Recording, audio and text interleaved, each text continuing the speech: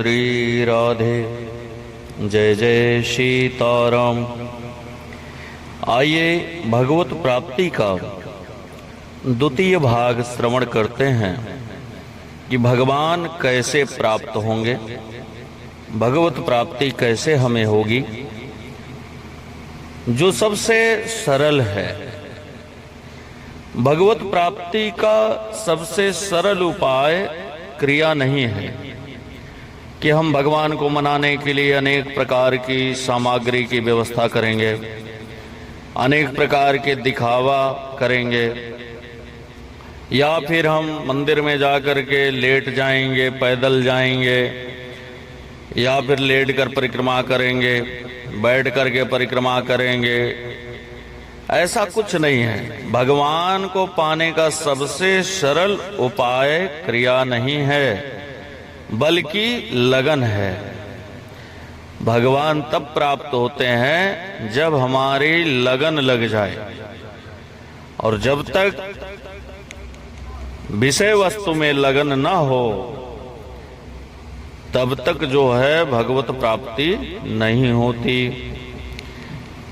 जैसे खेल में छिपे हुए बालक को, जैसे हम लोग खेल खेलते थे छिपा छिपाई की, तो उस जगह पे एक चोर बन जाते थे और 10 लोग जा करके छिप जाते थे, और वो बच्चा जो चोर बना रहता था वो सबको खोजता था। तो वहां कोई मिल जाता था तो कोई नहीं मिलता था। तो जैसे खेल में छिपे हुए बालक को दूसरा बालक देख ले तो वह सामने आ जाता है कि अब तो इसने मुझे देख लिया, अब क्या छिपना। ऐसे ही भगवान सब जगह छिपे हुए हैं। अगर साधक सब जगह भगवान को देखे तो फिर भगवान उससे छिपे नहीं रहेंगे, वो सामने आ जाएंगे, उसके आत्मा में विराजमान हो जाएंगे। जो अभी अंतर्निहित हैं, जो छिपे हुए हैं, जिनका कोई पता नहीं है, जिनका कोई दर्शन नहीं कर सकता, वो भगवान हमारे प्रयत्न से, हमारी व्याकुलता से, हमारे लगन से छिप नहीं सकते हैं, सामने आ जाएंगे। इसलिए सब ओर से विमुख होने पर साधक अपने में ही अपने प्रीतम अर्थात भगवान को पा लेता है। ऐसे ही अपनी प्राप्ति के लिए भगवान ने यदि जीव को मनुष्य शरीर दिया है तो उसके लिए पूरी योग्यता और सामग्री भी साथ ही दी है, और वह योग्यता, वह सामग्री दी है कि मनुष्य अपने जीवन में कई बार भगवत प्राप्ति कर ले।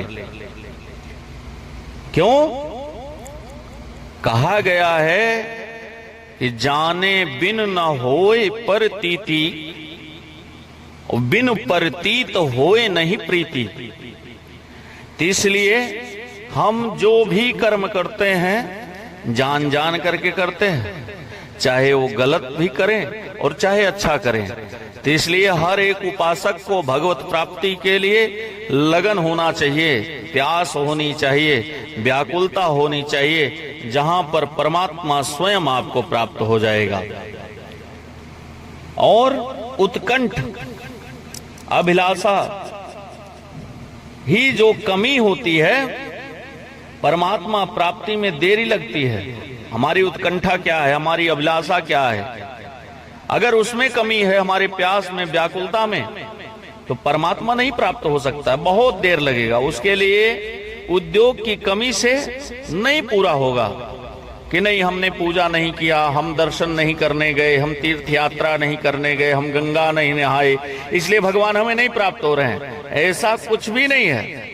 हमें उद्योग की कमी से नहीं, बल्कि प्यास और उत्कंठा अभिलाषा से भगवत प्राप्ति होगी।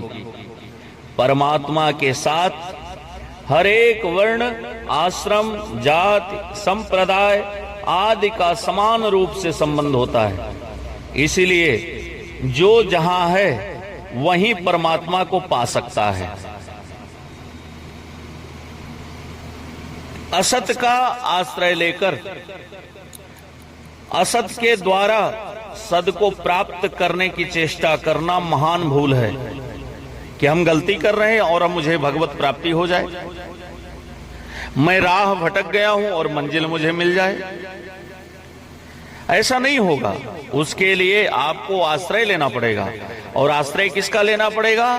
सत्य का आश्रय लेना पड़ेगा। आचरण जो भी करिए सत्य पर चल करके जो है हम भगवत तक पहुंच सकते हैं। जिसके लिए मनुष्य शरीर मिला है उसकी प्राप्ति कठिन है। या मनुष्य का जीवन जो मिला है बड़े भाग्य मानुष तर पावा, या बड़े भाग्य के साथ कई युगों युगांतर के हमारे पूर्ण उदय हुए तो मानव जीवन प्राप्त हुआ है। और इसको ऐसे ही व्यर्थ गंवा देंगे तो जीवन और यह शरीर दोनों ही व्यर्थ चला जाएगा। तो बड़े भाग मानुष तन पावा, सुर दुर्लभ सद ग्रंथ ही गावा। इसलिए इस मनुष्य शरीर जो मिला है उसकी प्राप्ति कठिन है। तो सुगम क्या है, सरल क्या है? भगवान के दर्शन के लिए क्या करें? भगवान के नाम का जप करें और भगवान से प्रार्थना करें कि हे नाथ मैं आपको भूलूं नहीं। तो इससे भगवान में प्रेम हो जाएगा और प्रेम होने से भगवान प्रकट हो जाएंगे। देखिए क्यों प्रेम हो जाए, कैसे हो जाए? और आपको ही भगवान मिले या आपको भगवान मिल जाएंगे, ऐसा विचार कैसे? अरे जब हिरणाक्ष के यहाँ, हिरण्याकश्यपु के यहाँ कयाधु पत्नी से अगर प्रहलाद जन्म ले सकते हैं और प्रहलाद भगवत प्राप्ति कर सकते हैं तो आप क्यों नहीं कर सकते हैं? इसलिए अपने को सरल बनाएं, अपने को सुगम बनाएं, अपने को सहज बनाएं, अपने को सरल बनाएं और भगवत प्राप्ति करने के लिए भगवान को जानें, भगवान को समझें और भगवान के चरणों में उनके रज को अपने मस्तक पर अर्पण करें, वो अपने मस्तक पर धारण करें। जब तक अपने लिए कुछ भी करने और पाने की इच्छा रहती है तब तक नित्य प्राप्त परमात्मा तत्व का अनुभव नहीं हो सकता है। जय जय श्री राधे, जय सीताराम।